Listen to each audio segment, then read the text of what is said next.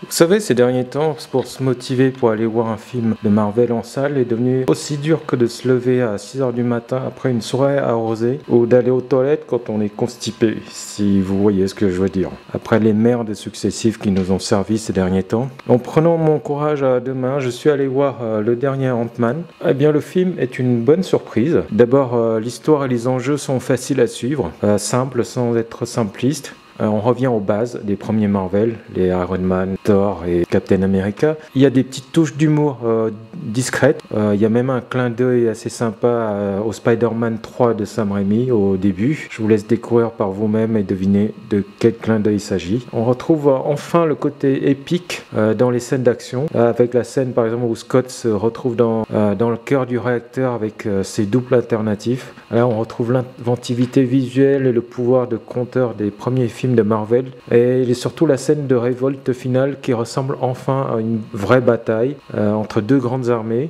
contrairement à Wakanda et Shang-Chi où vous avez 20 types qui se tapent dessus. La gravité des enjeux, le sentiment du danger, de menace sont enfin de retour, contrairement aux autres films que vous connaissez tous, qui passent là en images. On retrouve aussi le retour surprise et sous une forme assez inattendue du méchant du premier Ant-Man, et un caméo de Bill Murray, et là c'est trop court. J'espère qu'on va le retrouver plus dans les autres films de Marvel plus tard. Et surtout, le plus important, un film qui se concentre sur l'histoire, qui donne priorité au divertissement et non sur les idéologies politico-sociaux qui ont gangréné les Marvel et les Disney ces derniers temps. Certains messages demeurent, mais restent discrets pour privilégier d'abord l'histoire avant tout. Bon, il y a des petits défauts, bien sûr. Le principal défaut étant le méchant, qui passe tout le film à faire des mots avec sa bouche, sans jamais vraiment transmettre le danger. Il faudrait d'ailleurs recaster l'acteur si c'est possible, parce qu'il est catastrophique. Il conviendrait plus à un rôle d'un homme de main que du méchant principal en fait. Donc, il n'est pas du tout menaçant, il est tout en muscles, enfin voilà. Bon, le bon côté c'est que c'est un méchant de chair et d'os et pas en CGI, donc peut-être à voir par la suite ce que ça donne. En tout cas la scène après générique est assez sympa, mais bon, c'est assez aidé par les effets spéciaux, mais je trouve quand même que les maquillages qui lui ont collé pour faire de lui dans différentes versions, dans différents univers alternatifs sont assez ridicule en fait, mais bon, à voir. En dehors de la bataille finale, il manque peut-être un peu de scènes d'action qui permettent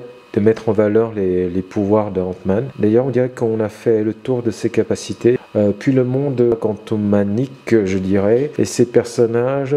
Je vous laisse juger par vous-même à travers les images. Là, ça vous rappelle pas l'univers de Star Wars, un peu quand même? Et donc pour conclure sur cet avis rapide après séance, alors est-ce que ce Ant-Man 3 est le signe d'un retour aux sources des premiers films de Marvel, où le spectacle prime sur la politique, ou bien c'est juste un accident heureux de parcours? Est-ce que mon jugement enthousiaste est faussé par le fait que c'est le premier Marvel normal, entre guillemets, de la dernière phase, qui ne nous prend pas pour des cons ou des adeptes potentiels à enrôler dans la secte des Marvel? Est-ce que sorti dans la première phase de la MCU, mon avis aurait été plus sévère? En tout cas, qui aurait cru que le héros Marvel le moins mis en avant jusqu'à présent, le plus discret, où les films sont parmi les moins aimés de l'écurie, en comparaison avec Iron Man, Thor, Captain America et Black Panther, serait finalement celui où la qualité est restée constante depuis le premier film, sans se laisser contaminer par les idéologies de Disney. Donc c'est plutôt une bonne nouvelle, et j'ai passé un très bon moment où j'étais captivé par le film et ses enjeux, sans regarder ma montre et sans me dire « Oh mon Dieu, qu'est-ce que c'est cette merde encore ?»